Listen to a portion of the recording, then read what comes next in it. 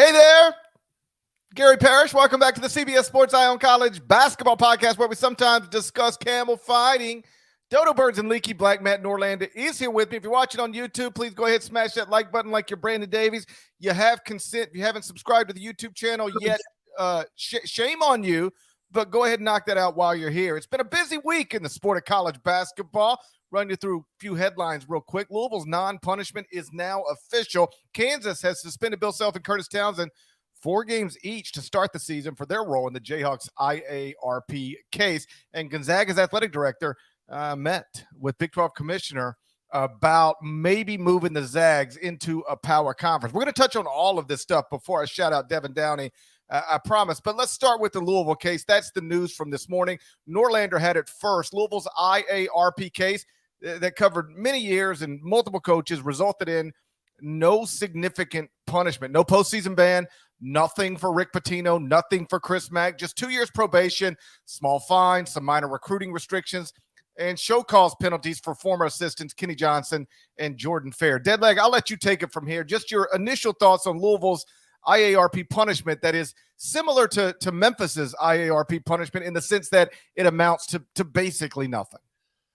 That's a fair way of laying it out there. We are now through 3 cases with the IARP. There was NC State that was ruled on. There was Memphis, and now there is Louisville.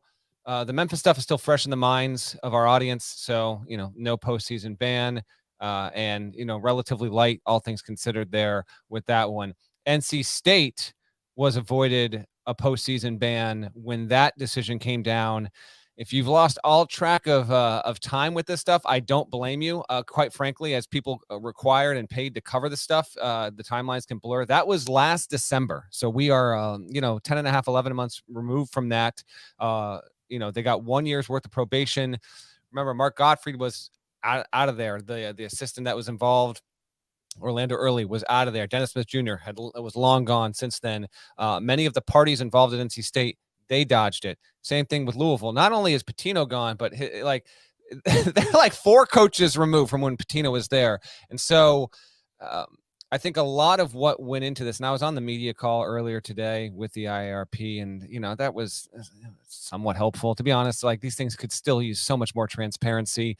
Was I surprised by this? I think I was a little bit, only in just how light it was, because of the fact that Louisville was on probation stemming from the violations that led them to take down the banner from 2013 to begin with. That's a whole other thing.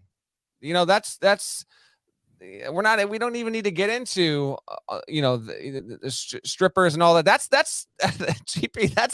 That's an eon ago. The Louisville players were having premarital sex on campus. More of us.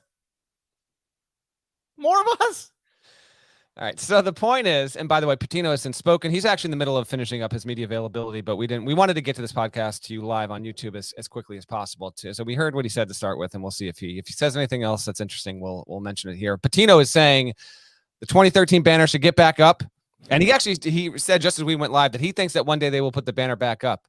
I think that's true. I think eventually, I'm not saying it'll be next week or in the next 2 years, but 10, 15 years from now, will we eventually look back and say, what are we doing here? Just let him hang the damn thing. I think that will eventually happen. I think one day, eventually, before Shane Bohannon is 50 years old and Luke Hancock is a grandfather, I think that banner is back up. Agree or disagree?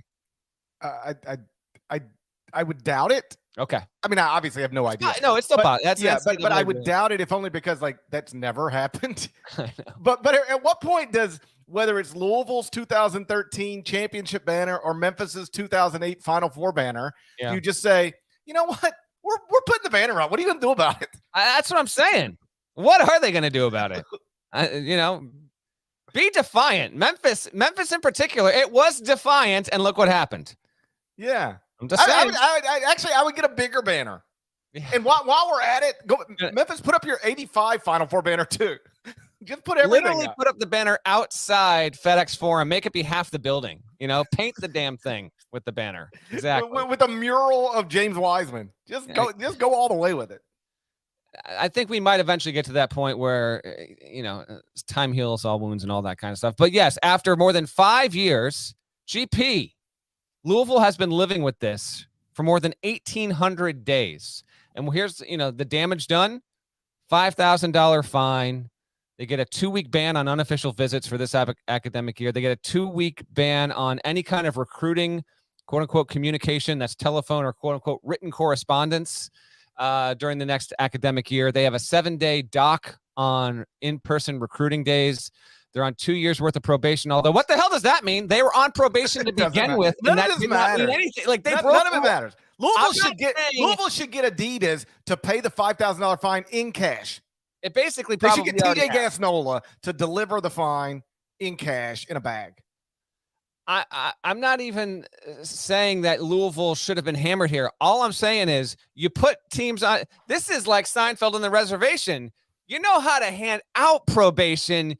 You just don't know how to punish when on probation. Anyone can just hand them out.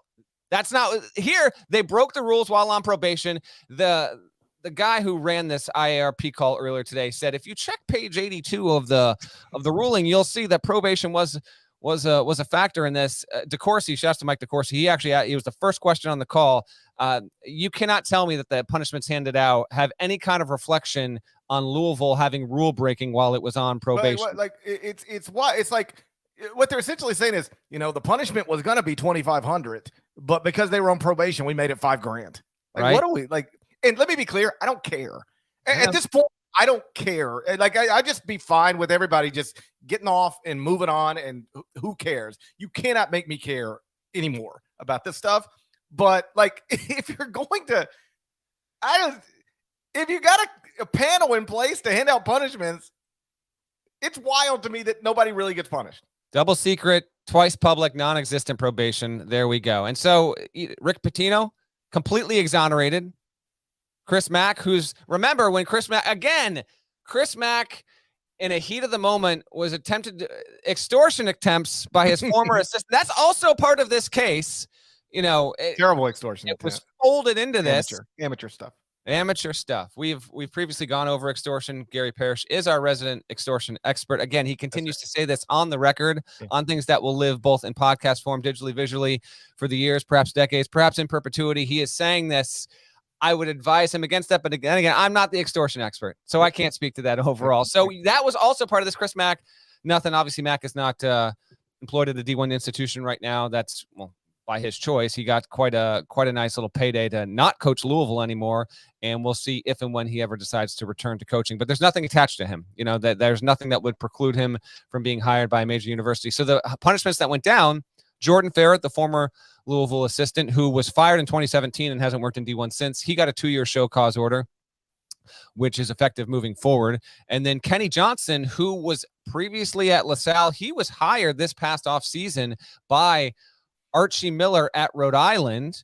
And obviously you got to think Rhode Island did as much of a diligent job as it could in doing this, considering LaSalle cleared him and then Rhode Island cleared him. He got a weird one, man. And I did ask about this on the call. So he has a 2-year show cause order, but the show cause means he can't recruit for Rhode Island in April and July, the 2 live periods for grassroots basketball. He can't do that for next year and in 2024. So it basically adds up to about 10 to maybe 12 weeks total that he can't recruit for Rhode Island on the grassroots, can't be involved in that. But every other time of the year, he's going to be a fully functioning assistant coach. He'll be on the bench in practices. He can go do recruiting right now for Rhode Island. And I asked why that was the case and basically got told he initially misled investigators in 2019. And then when it came back around, whenever that follow-up interview or interviews happened, he was more forthcoming. He was much more transparent, and he was basically an easier witness to deal with. And because of that, that's why they kind of split this down the middle. And he was involved in an illegal recruiting bump back in 2016, 2017. And they determined, well, since that's when you broke the rules, we're going to say you can't do this for the next 2 years. So that's the biggest thing. Otherwise, it's largely a nothing burger for Louisville. We await Kansas, Arizona, LSU. That's going to come down the pike there. I thought there might be something just a little bit more because they were on probation, but I was wrong. And in fact, at this point, you're a fan of Kansas or Arizona or Louisville, LSU, and you're wondering if this is, a tea leaf reading situation. I mean, maybe maybe Parrish, but I'm going to repeat what I said after the Memphis one. I'm not going to say with extreme confidence on any of this stuff because there was one level 1 violation assessed according to the IARP in this case. Okay. Kansas has 5.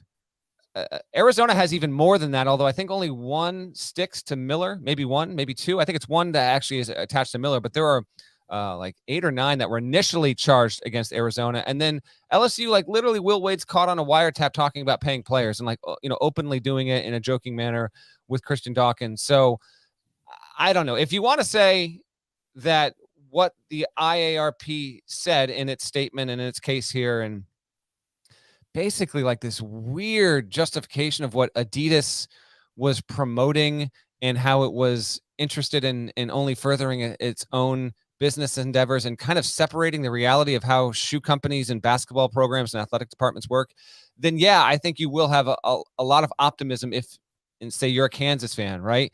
Where no money was alleged to have changed hands on the face on the level that it did with Louisville there. It's more like Billy Preston, there were allegations there. It was Curtis Townsend, et cetera, et cetera. I don't know. But Pitino is now the coach at Iona. And when you look at what this happened with this case, Parrish, it's it's a whole lot of work for a whole lot of nothing. And maybe that's the damn point of this whole thing. Like, there's been a lot of people that have been saying for a long time that, this process and any kind of punishments that would be coming down would be over the top and unnecessary and a waste of time. And if you want to make that argument on either side of that aisle there, I think you might have a case. What are your thoughts? How about Louisville firing its Hall of Fame coach and by extension punishing him more than the IARP ultimately did? Yes. Like at this point, if you're Louisville, you should have just kept Rick Pitino. And I know that's a little bit of revisionist history. At the time, it just felt like, are you serious? Another big scandal connected to the Louisville basketball program. Everybody's got to go. Like I think I wrote that. Like, Parrish, we're divorced from that moment now. Right. Like in the moment, unfortunately, like there was no denying that it was such a disaster that had to happen. Yeah. So, but now as we sit here on November 3rd, 2022, like it really all amounted to nothing. Tom Jurich gone, Rick Pitino gone, and everything else sort of amounted to nothing. So that's interesting. As a repeat offender, as you pointed out, they could have faced a multi-year postseason ban. And honestly, even if they got a 1-year postseason ban, like who cares? Like they just lost to Lenore Ryan in an exhibition game by double digits. All right. Like they are banned from the postseason. But for all we are actually, that's what we're going to do right now. Yeah, we're banning Louisville. We are. Yes. Yeah. Louisville, you're banned. You're banned. 2023, banned from the tournament. You can't play. Like we did a Louisville episode on the summer shoot around, and we both were like, they're not going to be good. Like the roster is not good. And then I picked them 14th in the ACC. You picked them 13th, and some Louisville fans took issue with that because they're fans. I don't blame them, but like you're not going to be good. So even if they would have got a postseason ban, it would have been it would have been the same fate that they're going to face anyway. So whatever.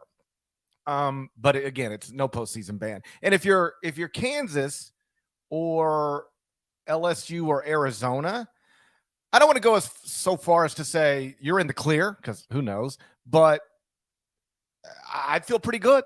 I wouldn't feel good if I were Will Wade. I think he can still get hit pretty good with a show cause, given that he is on a wiretap saying what he said. But if and I don't know how I'd feel if I'm Sean Miller or the coaches involved. I still think it's possible. Bill Self could get an additional suspension in on top of what Kansas has self-imposed, which is something we'll get to here in a second. But if you're the Kansas basketball program, the LSU basketball program, the Arizona basketball program, the only thing that really matters is postseason bans. That's it. Nobody cares about a $5,000 fine. Nobody cares about, clearly probation doesn't matter. You can't go out on the road. Who cares? I had a head coach text me this morning and be like, not having an assistant on the grassroots circuit is not that big of a deal. It just doesn't really matter. You know, like that's those are evaluation periods anyway. Mm-hmm. Like, do you really need? Does Arch really need Kenny Johnson to say, "Hey, I found somebody playing so much of the legwork actually happens outside of those events. Those Yes. events, they are critical for player development and kind of validating if you're going to offer like they do matter. But in terms of like the reasons why you want to have a good staff and to be able to recruit, so much of that actually happens outside of April and July. Yeah, the truth is that at Peach Jam, which is what, you know, in part what this would cover, like those coaches are sitting around talking to me and you just as much as they're watching basketball.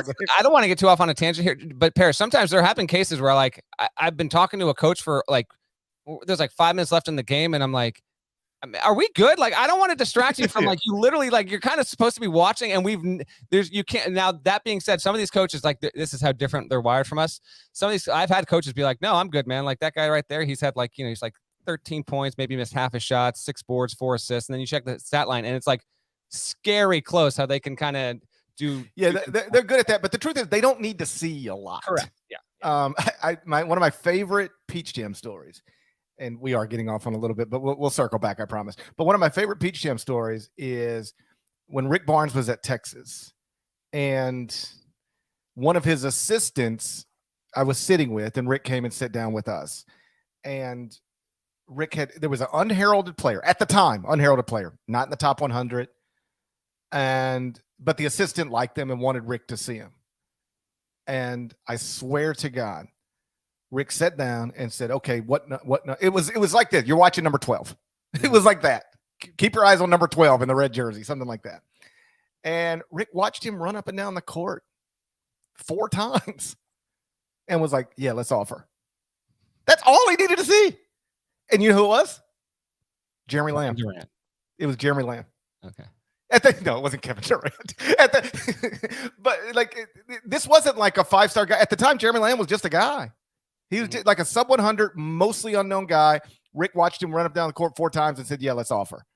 And that's all he needed to see. So the idea that, Rhode Island's in trouble, or Kenny Johnson's not going to be able to watch grassroots games, like I'm not saying it doesn't matter at all. I'm just saying it doesn't matter much. And there is nothing more hilarious than the quote from the IARP chairman, who said it was their interpretation that Adidas was primarily motivated by brand promotion, and that it was just trying to take steps to promote its brand when it essentially bought Brian Bowen for Louisville. The closest button I could possibly hit for that statement is I mean, what? Like, Adidas has Damian Lillard, Trae Young, Andrew Wiggins, Jamal Murray, Anthony Edwards, Donovan Mitchell, Derrick Rose, James Harden, Evan Mobley, Fred VanVleet. You got the list. Jaylen Brown, John Wall, Jalen Suggs, Zach LaVine. That's called podcast prep. But it needed Brian Bowen to promote its brand? Are you serious? In other sports, they got Aaron Judge, Alex Bregman, Chris Bryant, Trey Turner, Dustin Johnson, Colin Morikawa, Candace Parker. There must be 1 or 2 major international football players too. Sure. Kareem Benzema, Tomas Mueller, Lionel Messi. Messi, there we go. Messi is like 10 NBA players combined. They've got Tua Tagovailoa, Von Miller, Aaron Rodgers, but they need Brian Bowen to promote their brand. What? The people handing out these punishments in these cases undeniably have no idea how the sport they're operating in actually works. It would be like putting me on a panel to handle U.S. Securities and Exchange cases. Like, what do I know about market manipulation? These people, I know as much about market manipulation. Literally on the most recent podcast said, I want to gamble on my 401k. So the answer to that is almost nothing. Perhaps you're proving my point. Exactly. So like these people handling these cases know as much about these cases or as much about the sport of college basketball as I know about that stuff. Which is why this whole thing is proving to be mostly just a crazy waste of time and money. And it's why the IARP will soon no longer exist. It's pointless. It's even Don't tell that worse. to Rick Pitino. There's no bigger fan. Oh, I'm serious. There is no bigger fan of the IARP than Rick. He was waxing poetic. He could not have been more in favor of the existence and continued employment of the IARP. This is in all seriousness, and we understand quite clearly why. But yes, to GP's well, as long as the IARP just thinks shoe companies are out there buying players for schools just to promote their brand, not to actually help the schools. If I were a college basketball coach, that's what I'd want to keep them around as well. But they're going away because this whole thing is like even worse than the skeptics who always thought it would be an ineffective committee, a terrible deal. Like it's even worse than the skeptics thought it would be. Let me circle back because I think I was making a point and then just start talking about Rick Barnes at Pete Jam or something. If I'm Kansas, LSU, Arizona, the basketball programs, I feel pretty good because what the IARP, and especially feel good if I'm Kansas, and I think I'm going to write about this later on today. The IARP has now made two things very, very clear. One, they don't think shoe companies buying players is actually for the school. They think it's just to promote a brand, which is obviously nonsensical, but that's what they said. Yes. I mean, do you understand? They literally have TJ Gasnola on a wiretap explaining why he wants to get players for Kansas. And the IRP, they're like, yeah, but we don't think he knows what he's talking about. We actually think Adidas is just trying to promote its brand. Yeah, they got Messi and Aaron Judge, but they need Silvio De Sousa as well. What are we talking about? It's just crazy. So IRP has made it clear. We don't think that the shoe companies were trying to help Louisville. So how can you say that you think the shoe company was trying to help Kansas? So that's great if you're Kansas. And then they have now said multiple times in multiple cases, we don't want to impact current student athletes. You can't put a postseason ban on somebody without impacting current student athletes. So if I'm Kansas and I know that they don't want to impact current student athletes and they don't think shoe companies are actually helping schools, I'm feeling pretty good right now. Meanwhile, I heard from Oklahoma State fans continually rightfully bitter over what happened there. Yes, obviously Oklahoma State was adjudicated on by the Committee on Infractions, not the IARP. That turned out to be a misstep. I was also informed of the existence of something known as Luanon earlier this morning, not QAnon, Luanon, over the persecution of their program over the past 5 years. Luanon was proven correct. So congrats to Louisville fans who were hoping for the best. And I got the sense that a lot of them were really bracing for something much more harsh than this. But the program was spared. And it's also been 5 years. This was also asked on the call today to Dan Benke, I believe it was the chief of the IRP. We've referenced him, but I haven't named him by name until now. Basically asked if, the fact that this took so long was also a factor in Louisville getting off so lightly. And Dan said, we acknowledge that was a part of this, but it did not factor into our decision. I don't know if that's true or not, but Louisville has suffered. I mean, it's in similar ways that North Carolina suffered over its own deal. I mean, Louisville lost its great coach and great athletic director. Whatever you think about them walking between the lines, Louisville had one of the best athletic directors in the country and one of the best college basketball coaches of all time. Yeah. When you don't have them anymore, you have suffered. Yeah, and there's no one there from that administration period. Like, it is a completely new department in terms of people and places of power, and anyone on a basketball staff. It's completely changed over entirely. So I get that. In the grand view, like, this does make sense to me. I'm in just trying to scan some reaction here, some commentary throughout the morning. I'm not picking up on an overwhelming amount of like, Louisville should have been completely hammered. There's some of that, but there's a lot of this whole process is a joke. I get that.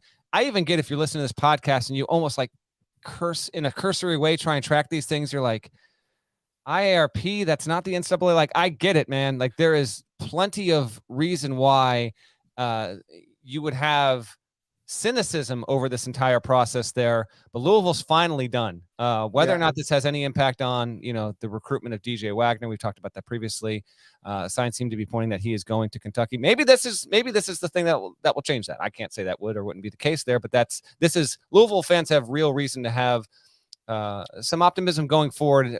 That being said, we know the program is not expecting to be all that good this season here, but this is finally done, and now we wait I'm pretty sure Arizona will be next. And the question is whether or not we get Arizona before we flip the calendar to 2023. Yeah, my perception is that a combination of the amount of time between the allegation and the punishment, the combination of that with the fact that if Adidas wanted to buy a player for Louisville today, it would be like you can do that, just like Nike can buy players for Nike schools, and Under Armour can buy. There are players that are on NIL deals. That's right. Shoe companies already. Yeah, right. So given that it's been so long, and there's like, Jurich isn't there anymore, Patino isn't there anymore, and that, even if you think what they did was wrong, and the IRP said no, it's not. They basically said it doesn't. But like, even if you think it's legal now, and my perception is people just don't care. Like, people are fine, and that's certainly my perspective as well. I just don't care. It's like, whatever. Let's just we are operating in a new world, and so I don't think many people care too much about people barely being punished at all for violations that occurred in the old world. Yep. Now we might find out, like, if Will Wade were just let off scot-free, I think people might. There's like, we've heard the tapes on that. Yeah. And again, I just think the fact that there's no one there now that was even remotely there then. I don't know. Yeah, I'm not saying it doesn't exist. I'm sure you can find something I assume you can find something on a Kentucky message board. But my perception is most people don't care that Louisville didn't really get punished. It's just, those people don't care. And I don't care as well. Let's move on, because there was some news on, I've lost complete track of days. Wednesday, connected to Kansas. That basketball program, athletic department, announced that Bill Self and Curtis Townsend will start the season serving a 4-game suspension for their roles in KU's IARP case. This is clearly a move designed to hopefully lighten whatever punishment might come their way. But based on the Louisville case and the Memphis case, I suppose it's possible KU overpunished its Hall of Fame coach. We'll talk about that next. But first, a word from our partners. The UEFA Champions League on Paramount Plus. 9 months of heart-stopping, hold-your-breath exhilaration. That's brilliant! With more magic and more drama. While a former Bavarian nails the back of the net in Barcelona, an American trades his stars with zebra stripes, and a Norwegian creates sky blue spectacles. Oh, so stream every sweat-soaked second of regulation time, stoppage time, and extra time. Beyond magnificent! This is the best of the best of the best. This is the UEFA Champions League. Stream every match live, exclusively on Paramount Plus. So on Wednesday, Kansas announced that Bill Self and Curtis Townsend, that's the Hall of Fame coach and one of the most well-known, best assistants in the country, they're going to start the season serving a 4-game suspension for their role in KU's IARP case. That means that Bill is not going to be coaching Kansas in the season opener against Omaha, second game against North Dakota State, Champions Classic against Duke, and then a bye game against Southern Utah. He'll be back for the battle for Atlantis. That's NC State on November 23rd. Followed by either Dayton or Wisconsin. And then the Jayhawks would play either Tennessee, USC, BYU, or Butler. If they win the first 2 games, it'd probably be Tennessee or USC. And based on what Tennessee did to Gonzaga the other night, maybe Tennessee's the favorite to come out of the other side of that bracket. Did Kansas overpunish? Based on where we are now, did the Kansas overpunish Bill Self and Curtis Townsend? By the way, Norm Roberts, former head coach at St. John's, going to serve as the acting head coach while Bill is temporarily sidelined. Wild timing on this. Can't think that Kansas knew this was going to come down specifically today with Louisville. So the fact that they announced this. All right. So couple things on my end from here. I don't know this as fact, but my impression in having tracked this behind the scenes, I think that the suspensions for Self and Townsend, I think at the very least, an understanding that there would be a self-imposed suspension, pun not intended, that was known for quite a while. Because Kansas already determined in the spring that Self and Townsend would be taken off the road, right? So that was already known. And at that time, I reported that news in July. I had received an indication that Bill Self was preparing for the possibility that he would be suspended for this upcoming season. What it was not clear to me at that point was if it was, going to be a self-administered thing like the recruiting stuff was, or if it would be the IARP case landing in time. And it's clearly it's the former here. So there's a chance that Kansas knew this was going to be a thing for months and months, and they just decided to wait and literally until November before announcing it. But announced that they did on Wednesday there, and you won't have Self for 4 games. The subplot to all this is that, and even put aside what we just talked about with the Louisville stuff for the first half of this podcast episode, both publicly and privately, Kansas and Bill Self have been aggressive in their pushback against the NCAA and to an extension now the IARP, which is technically, defined as an independent arm of the NCAA process, about not cooperating, pushing back on every single word in every note, every graph in the notice of allegations, and standing firm. This is not that, Parrish. This is taking your two, your Hall of Fame head coach and your lead assistant off the road for April and July. And that has symbolic significance, certainly, and can be used against you in the all-important recruiting wars. So you do that. You say, we're going to pull you off the sideline for the first 4 games of the season. How they came to that exact number, I don't know. I do find it to be an interesting number nonetheless there. And, they're taking away 3 scholarships over the next 3 years. These are small things, but they still do add up. They lost 4 official visits for both this year and next year. They weren't allowed to have any official visits for Late Night in the Fog. And while listeners might hear that and think whatever, from a program standpoint, that stuff actually does matter. Like having recruits come on official visits for your Midnight Madness type event is considered one of the bigger things for your program from a recruiting perspective on an annual basis. So they did offer up that as a self-imposed punishment. There will be a 6-week ban on all unofficial visits, on recruiting communications and recruiting days for this upcoming year. So they've actually put forth a lot here. The question is, with everything they've done, the 4-game suspension gets the most noise. It's the biggest headline. We get all that. Self just won the national championship. He will not be coaching his team when the regular season starts. That's obviously a very notable thing. Will this all offset whatever the IARP is going to determine with Kansas? I don't know. Again, there are 5 level 1 violations that have been plastered against this program, including lack of institutional control and a head coaching control charge against Bill Self. Sean Miller has an identical one that he's awaiting with his fate from his time at Arizona. The question becomes, do we really think after seeing what happened or didn't happen with NC State, Memphis, and Louisville, does Kansas stand to actually face a postseason ban in what would be the year 2024? There's not going to be anything that comes down this season that would impact Kansas this season. So is there any kind of postseason ban that would come down?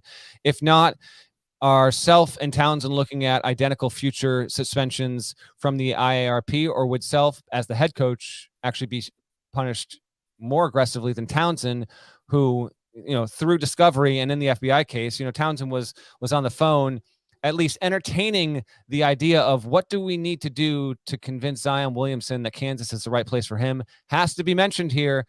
Zion Williamson played on the Adidas circuit. Kansas is an Adidas school. TJ Gasnola did work at Adidas and testified under oath about how he needed to try and help Bill Self get better players to keep up with her. All this stuff is a factor in this. The question becomes, how significant will it be? Again, Louisville had 1 level 1 violation. Right now, Kansas has 5. I don't know if any of those get taken off the books when this thing gets decided, but I still think that Self is going to probably face another significant punishment. The question is, how long would a suspension be? You and I have both heard a little bit of buzz of maybe it won't be anything in the regular season. Might there be a postseason affected suspension with Self down the road? I don't know, but certainly this is notable, and all the more because Bill Self is considered arguably the best coach in the game. And he just won a title. He just won a title, big time year for Kansas and all that. But they're going to still live with this case looming over the program and the effects of it. GP, I think when you include it not being resolved and the effects of the case, I still think this is going to be something attached to Kansas for at least another year. They're not going to be saying we've now, Louisville can say we've basically moved on, even though they're on probation. I don't know if that's the case with Kansas. It still might have a little bit of a longer tail. You touched on it, but I think it's important to expand on it a little bit. The way you're terming it is correct. Kansas is facing 5 level 1 violations. And what that meant in a previous world is that you were going to be convicted of 5 level 1 violations. But that's not what it means anymore. Like the IARP has shown, they'll just say we don't think that was a violation. So forget about it. And at this point, I think to hit Kansas with a postseason ban, but would be wildly inconsistent with what you've already done. Like if you don't think Adidas was trying to help Louisville, how could you then claim that Adidas was trying to help Kansas? And even though, let me be clear, I'm not stupid. Of course, Adidas was trying to help Louisville, and of course, Adidas was trying to help Kansas.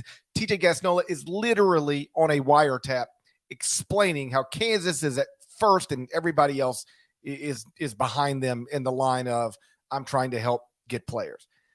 He's on a wiretap talking about, I'm sorry I couldn't get DeAndre Ayton done for you, but I'm working hard on this other stuff. Exactly. So like the fact that the IARP can know that exists and still say we don't think Adidas was trying to help anybody except just promote this praise. It is comically ridiculous, but that's where we're at. And if you now go and try to take a different stance with Kansas than you did with Louisville, to me, that's wildly inconsistent. So if you don't want to punish current student athletes, which is what the IARP keeps saying, and if you don't think Adidas was helping Louisville by buying Brian Bowen, I don't know how you can reach the point where you think Adidas was helping Kansas by, buying players. And so what's left? There's something to that. The only thing that's left is Kansas appointed Bill Self, what equates to a lifetime contract, and Curtis Townsend is still there. There are still people there, but that's the one big difference. You might not be wrong on this, by the way. No, I got it. But say the same thing to me this morning. They're like, if I'm Kansas, I feel particularly good about this.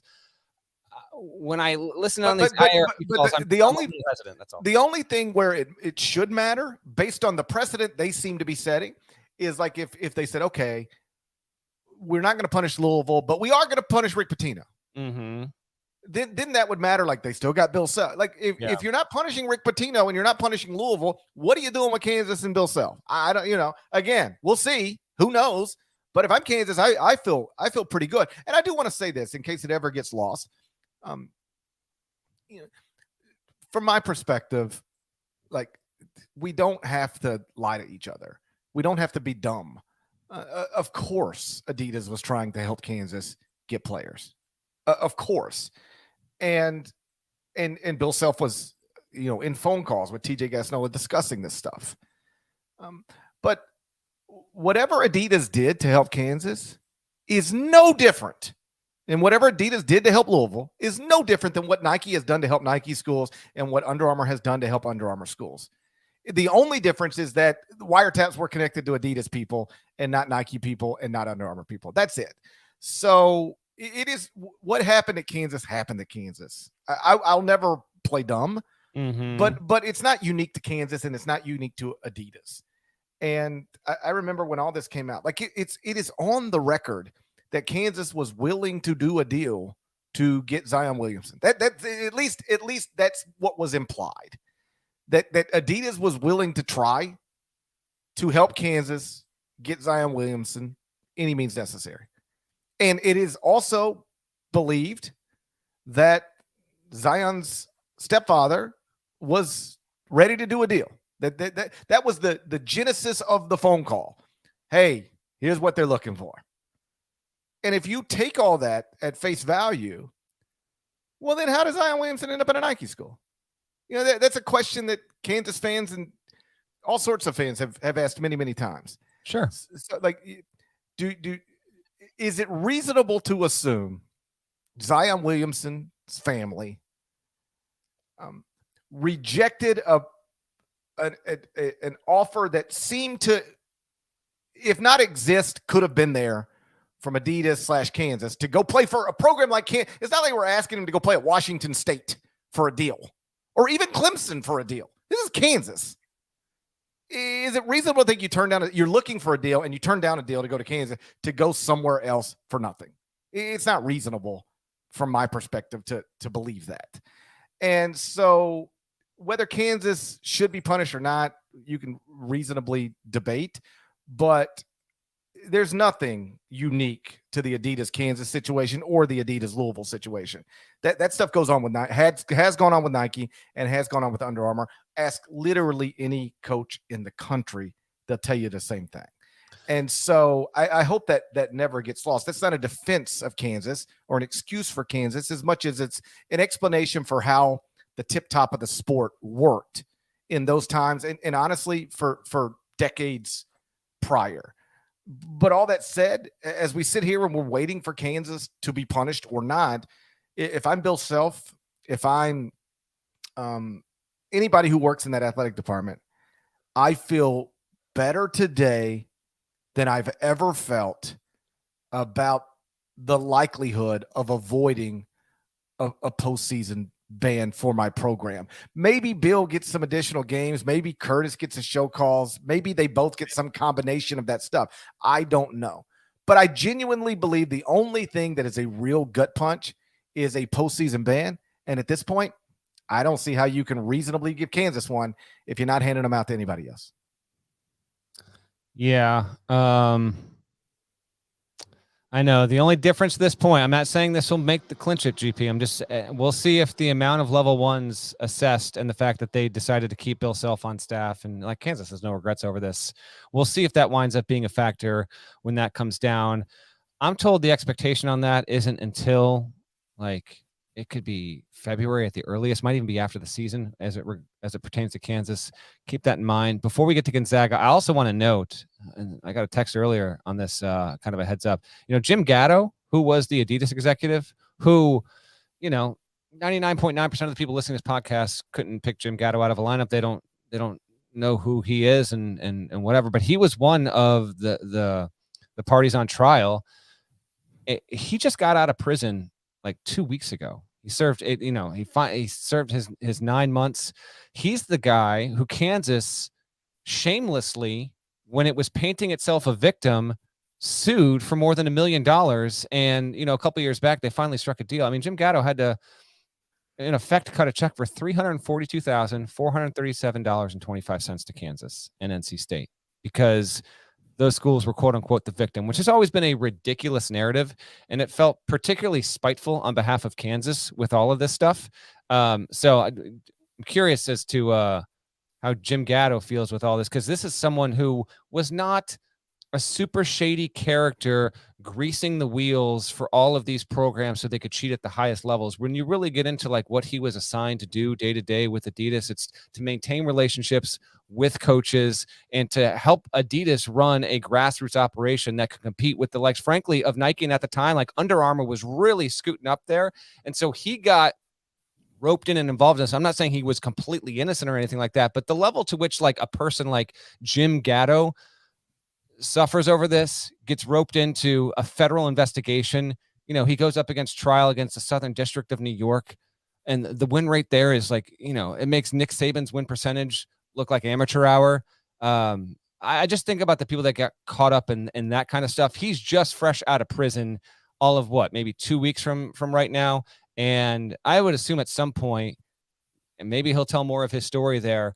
But when we talk about like these schools and how they're getting off and what they do and don't deserve, I didn't realize that he had recently gotten out, but it was pointed out to me earlier today. And like, those are people that faced actual crimes with all of this, like, and actual punishments with all of this.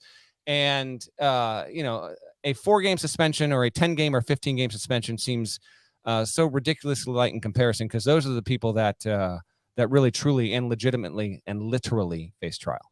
Keep in mind that another thing working in KU's favor, or more specifically Bill's favor, is that TJ Gasnola literally testified under oath. Bill Self didn't know what I was doing.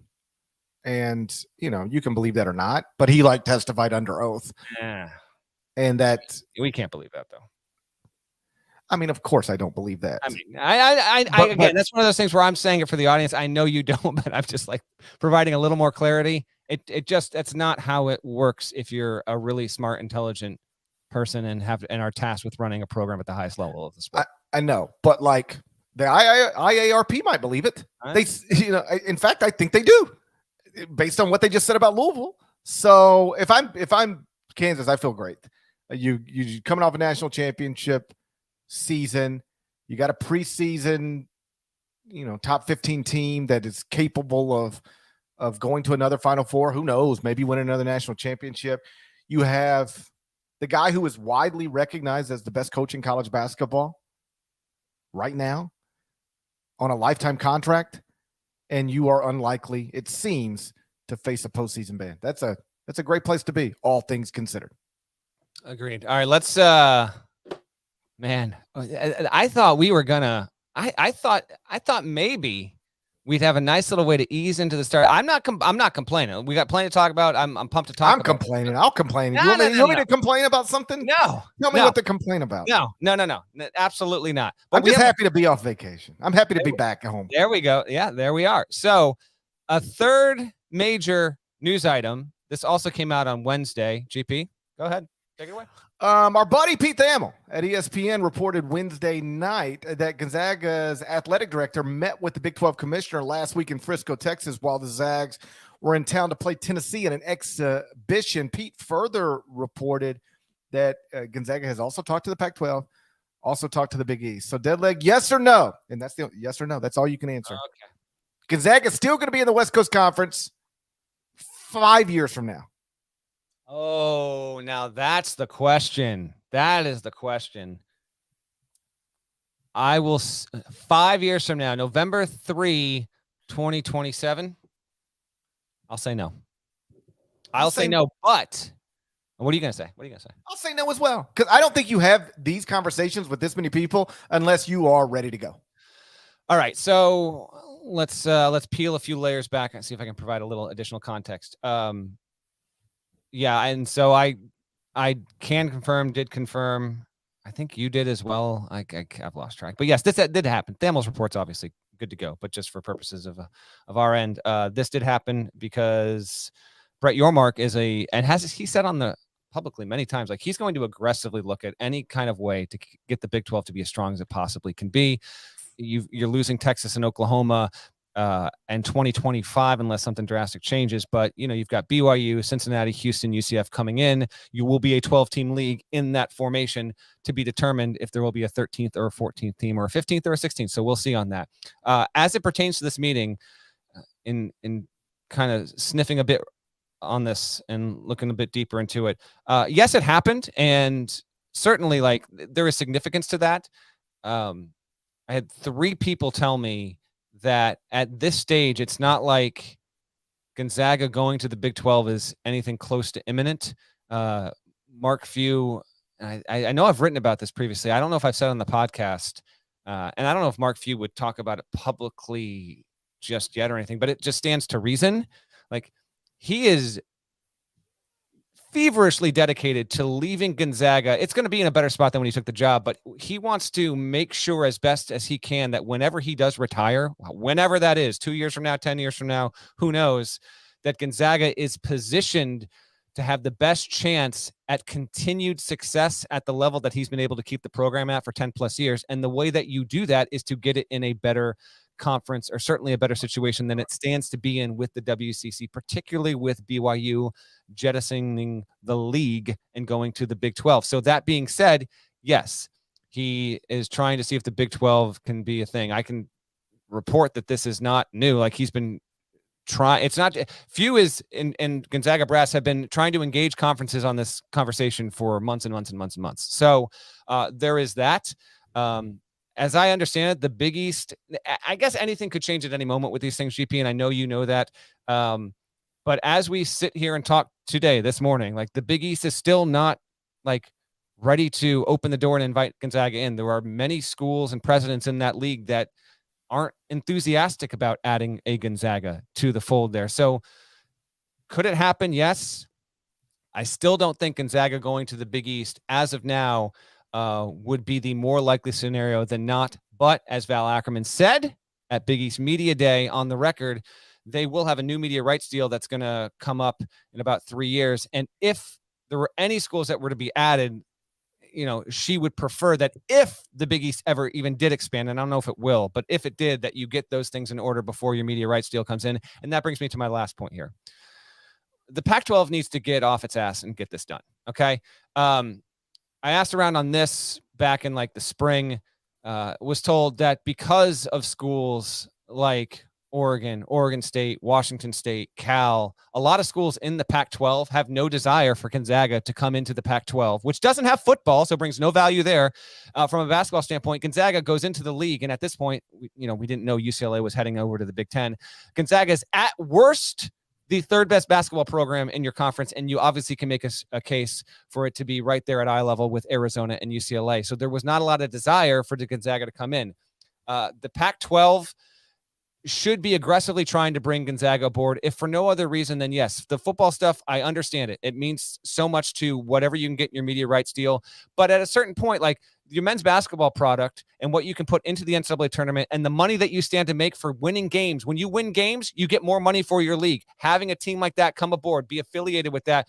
Don't worry about Washington State would not be in a power conference if we created power conferences in the year 2022. It's in Pullman, Washington. Nothing against it, but you can't tell me that because the Pac-12 and the Pac-8 formed decades and decades and decades and decades ago, that the bodies that formed that league should have this overriding principle and philosophy as to why you shouldn't consider expanding and making your basketball product better. Gonzaga, on the other side of this parish, it should be seeking, and it may well be, I don't have this as reported fact, Gonzaga should want to be in the Pac-12 over any other league for many logical reasons. Travel, West Coast branding, your ability to recruit in that area, and to not have to deal with unnecessary, money issues and finances you'd have to overcome by the nature of joining in all sports and then having to travel to the middle of the country or the East Coast part of the country if you were able to join a Big 12 or a Big East there. So I don't understand why, and it's not to say that maybe it's not happening on the super download, but I do not get the sense right now that the powers in the Pac-12 are working as aggressively as they should be to getting Gonzaga into the league. Stuart Mandel, who does a good job covering college football and has for a very, very long time, he had a tweet on Wednesday that basically said it would be embarrassing if the Big 12 managed to scoop up Gonzaga and left the Pac-12 in the dust. And he's right. Like, Gonzaga can do whatever it wants to ultimately. I just think the most ideal marriage between this institution and a conference, if indeed it's going to leave the WCC, is the Pac-12. Remains to be seen if that'll happen. I do think that it's just exploratory with the Big 12 right now. Just to circle back on my main point, then go, and I'll shut the hell up here. Well, I think, yes, they're trying to see if it can get done, but I don't think this is like, oh, they met with the Big 12 and let's brace for a big headline in the next couple of weeks. I don't think that's happening. I think there's still a lot of ground to cover. And if the Big 12 even wants to decide it wants to get in bed with a school that brings no football to the table, GP, go ahead.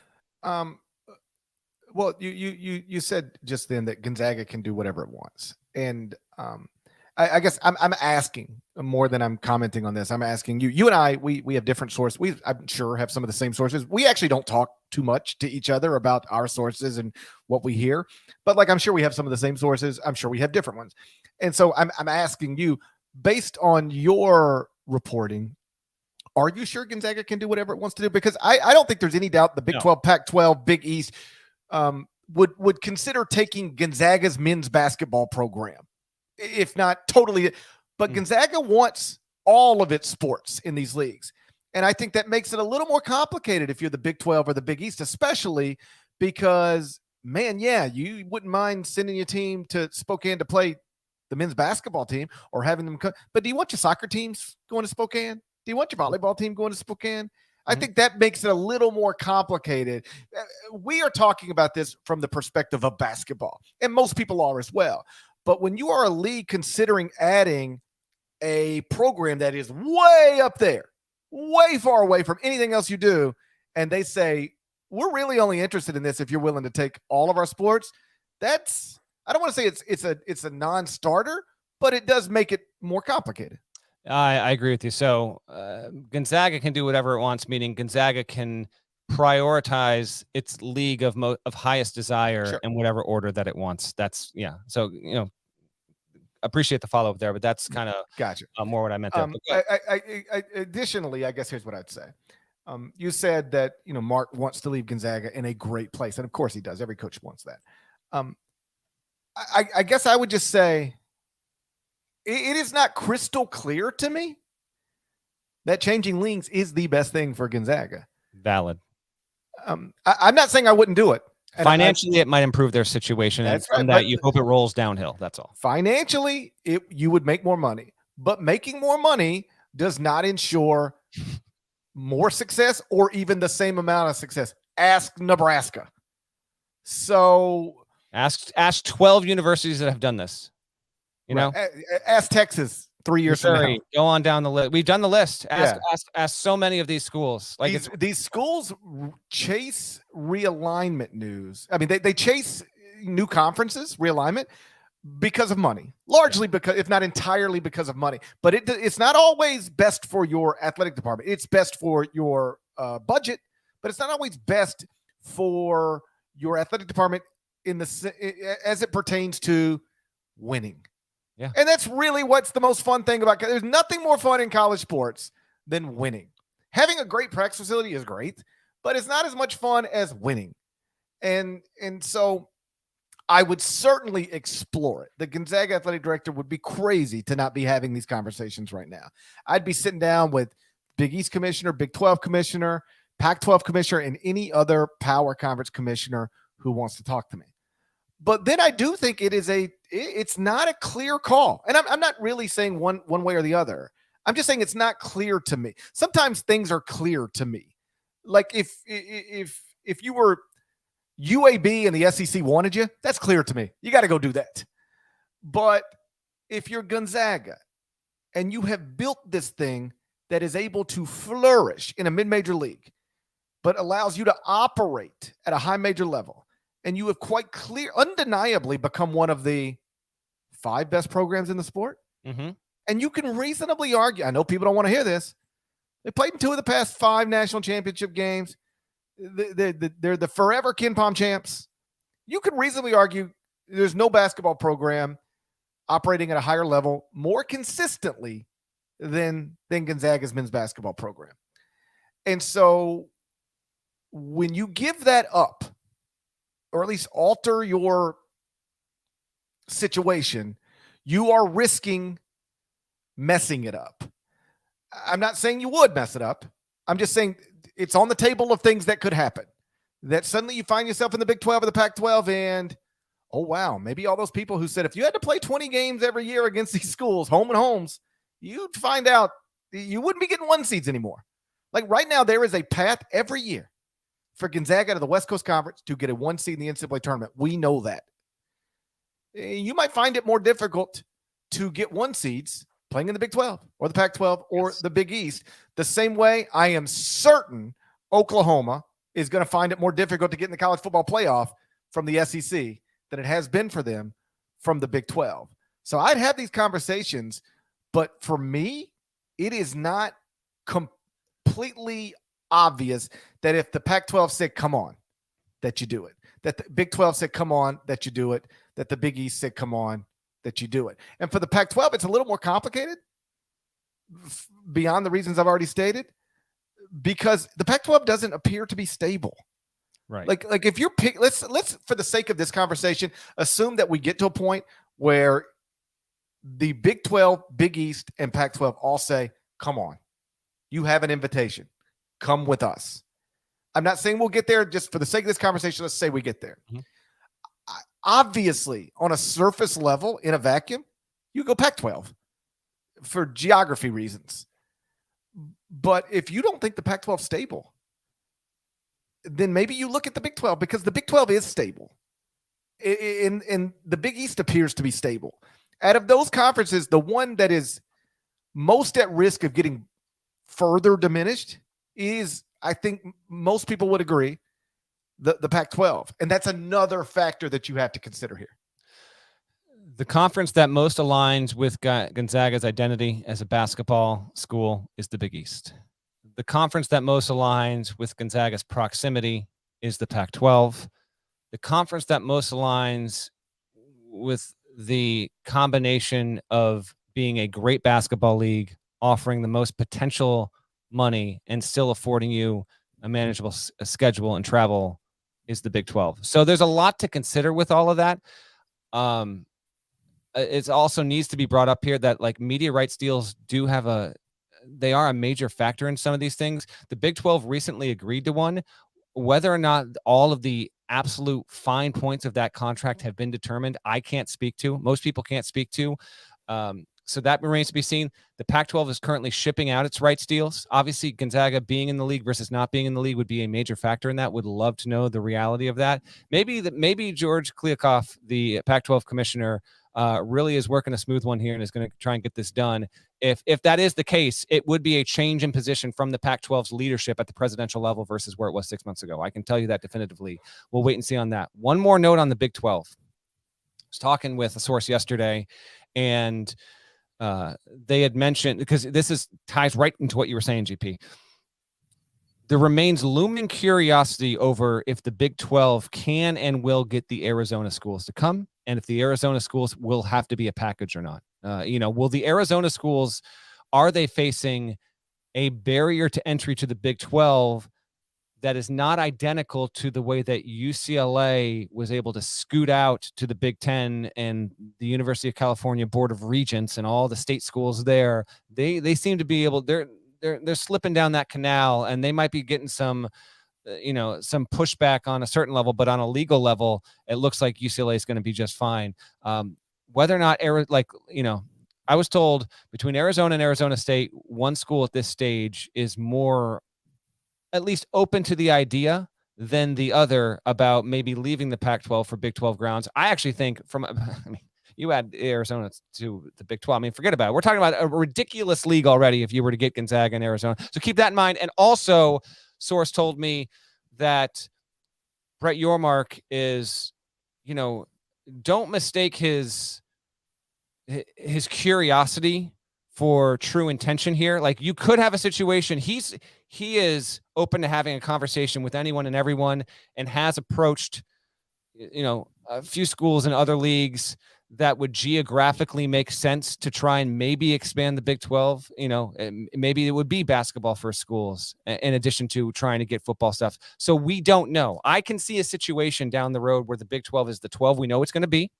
But if you told me it was two more, it was Gonzaga and say one other school that made sense as a travel partner in the Midwest or West Coast, and they go to 14 and they want to just bolster the basketball product and say, no doubt about it, we're the best basketball league every year. You can't refute it. Wouldn't surprise me. And if you even wanted to go to 16 and see if you could try and get Arizona and Arizona State to leave the Pac-12 to join the Big 12 and have a league from a inventory size GP that was equal to the Big 10, which is going to be 16, and the SEC, which is going to be 16, I wouldn't put it past him either. Obviously, if that were to happen with the Arizona stuff, it's significantly destabilizing to the Pac-12, and those are the things that Pac-12 leadership obviously is aware of right now and needs to do everything in its power possible to prevent that. You cannot survive.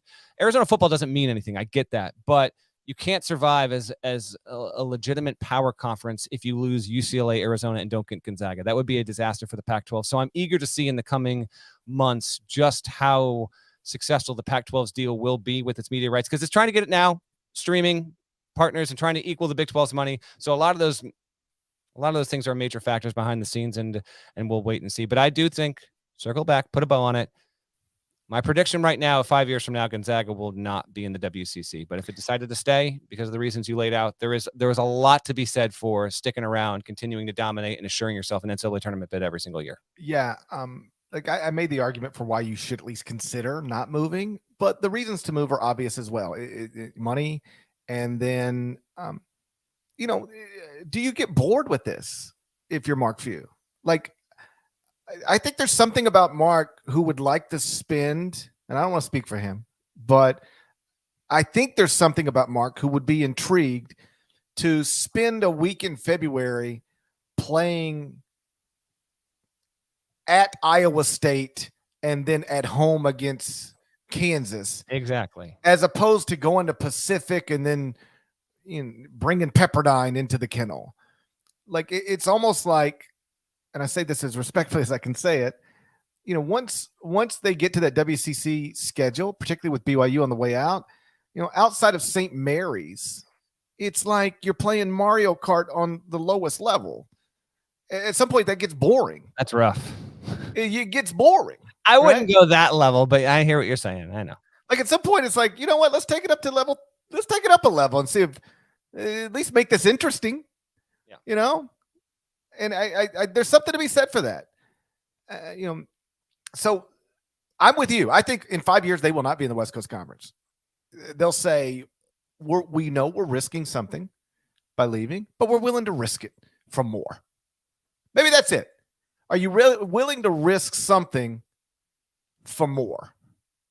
And I think that's the rationalization for doing it. If you do it, we know we're risking something. We're not foolish, but we have maximized what we can be in this league. We want to try to be more, and this is our way to do it. And ultimately, I think that's where they will land. And you'll find them, whether it's the Big 12, Pac-12, Big East, who could say for sure. But I do think you will see them in a different league 5 years from now, and it'll be rooted in their desire to want to do more. Let's get out of here on this. Favorite Mario Kart N64 racing track? The one that's I play on Nintendo Switch. I don't have a Switch. Although I've been told, don't buy them. They break. No, listen to me. The kids will break them. No. Over and over You think again. I'm going to allow my kids to know I have one of these things at their age? There's not a chance in hell. I've been told that they're trying to bring GoldenEye to Switch, and then like you can play with that might get me to do it. So I don't have one now. But my question is, does the Switch have the original Mario Kart levels on it? Yes, I believe so. Okay. But I might be on. But it has. Here's my answer to the question. Okay. There is an Excite Bike track. Oh man, well that's on the Mario Kart for Nintendo Switch. It looks like you're playing Excite Bike, but you're playing Mario Kart. All right, that's not a traditional one. I'm going to give you my top three. My top three. I googled it real quick. Bowser's Castle. Love me some Bowser's Castle. Wario Stadium. Everyone knows the shortcut, right? You get the boost. You hop over. You hop over the fence. You eliminate half the track. Big time stuff. And then Donkey Kong's Jungle Parkway. I think that's my favorite one. DK's Jungle Parkway, through the jungle, over the bridge. Love it. I don't retain stuff like this. Like I couldn't name Ninja Turtles. I can't name forever tracks. embedded in my mind. Are you kidding me? I don't retain things like that. Come on. Can I add something to this, Norlander? Yep. This may help aid you in buying a Switch and just hiding the Switch from your kids. There's about 50 additional tracks now. So everything retro has been remastered recently and added to these. So yeah, there's about 60 tracks. Ooh. You just have to buy the expansion pass, and it's like $20. So Nada, you're familiar with the Excite Bike track? Oh, very much so. I love it. Now hold on. Can you guys? You both have Nada. You have a Switch? I do. Okay. Could you race GP on your Switches like later today? Is that something that you can do? I think that is something you can do. Yes. That is something I could do. I have to go find I loaned out my copy of Mario Kart 8, but yes, we could theoretically. All right, here's what's got to happen. I got to try and expense a Nintendo Switch through CBS, and then we're going to have a podcast race between the three of us to see who rules all of Mario Kart. Now, my kids stopped playing Mario Kart, which means I stopped playing Mario Kart. Like the only time I was never really just sitting up by myself playing Mario Kart. I play with my kids. It was something to do with my kids, and they don't. Now they're on Fortnite. They're I got no interest. They're Fortnite. Yeah, I'm not trying to play Fortnite, but they're on Fortnite nonstop. But the Nintendo Switch is a problem just for parents out there. And by the way, if Nintendo ever becomes a sponsor of the Island College Basketball Podcast, just forget all of this. Just forget I said any of this stuff. The Nintendo Switch is awesome in this when things are going well. The problem is the little games. I mean, they are tiny. They're like nothing. Okay, so you're going to lose those. All right. I mean, it's like a bug. Yep. It's smaller than a stamp. That's what the games are. All right. So you're losing those. And by you're losing those, I mean your 5-year-old is 100% losing those. Doesn't matter if you say, I actually have all the games. I keep them in my desk. And the little guys have to come to me and trade out games like I'm an old Blockbuster or something. I don't just let them handle it because those will be gone. But we still lose them. Even as I do that, we still lose them. And then the problem becomes you can take the controllers, actually connect them to the Switch. You don't just play it on the TV. You can play it anywhere, like on a plane, in a car. Well, you connect those controllers, and it's fine. until your kid gets mad. He just got shot in Fortnite and Yeah. At least my kids, they'll get mad and they'll put pressure on I cannot tell you how many. First off, we have owned 3 Nintendo Switches. Here we go. We have 3 of them. And at this point, only one of them still works perfectly. One's done, and the other is like a little sketchy. And we got one that still works good. And I bet we have gone through 20 controllers. They break. If you drop that, and a 5-year-old will drop it, and an 8-year-old will throw it, the controllers just break off. But then, like, part of the controller is still connected to the Nintendo Switch. The other part's broken off. Then you got to take it to a store to get them to. It's a mess, man. I'm saying the smartest thing to do, if you got little guys, get a console that, like, it's connected to TV. You got controllers. If you want to play it, you got to play on this TV. You can't drag it around with you everywhere because it just gets broken. It's crazy. Can I add something else? Yeah. By all means. They have wired controllers for the Nintendo Switch. They're like $15. All right, I'll look into this. I don't know if I need to. I never play video games. So you can take the Nintendo Switch and play on the little Nintendo Switch with a wired controller. You could. Yeah, that's what we need to do then. Because Okay. I'm about $1,000 in on these controllers. You're not getting this kind of analysis on IARP cases, conference realignment, and video game intel anywhere else. Anywhere else. If I do get one, I want to you, me, and not in a 3-way. Don't get me started on how much money I spent on V-Bucks. Holy God. The old Disney deal. It's just my kids tell me they need V-Bucks to buy new skins. Oh yeah, I'm out to lunch on that. I don't. Yeah, like hey, but they got a new LeBron James skin, a new Travis Scott skin. I'm like, so we got to get more V-Bucks. We can get out of here. By the way, we are going long. My older son, he's got a couple kids in his class who are into Pokemon cards, which I think is like Magic the Gathering for this generation. So we've got Pokemon cards. Pokemon cards on Halloween. Like the guy gave out candy. Was like, you want a few Pokemon cards? This was like 3 houses we went to. This is now a thing. So he's more into that. And we got that. We're into that too. Fortnite on the Nintendo Switch and Pokemon cards. That's the rage around this house these days. All right. Shout him. Devin Downey. Shouts to Chester, South Carolina. Shouts to Huck and Larnell. Thank you guys once again for listening to the Ion College Basketball Podcast. If you have a Nintendo Switch, be careful. That's all I'm saying. Be careful. They're brittle. You can do some damage to them. Be careful. If you haven't subscribed yet, please subscribe anywhere you subscribe to podcasts, including Apple Podcasts and Spotify. If you're over at Apple, leave a nice review. Type some words. 5 stars and type some words. There's more of us than there are of them. That Louisville case from many years ago just highlights that. And so we need that to be reflected in the comments. Please subscribe to the YouTube channel if you haven't already. And we're going to talk to you again real soon. Oh, boy. Hey, listen, barring any news, we got a good one coming for you. That's all I'm saying. Get ready for the first day of the season on Monday.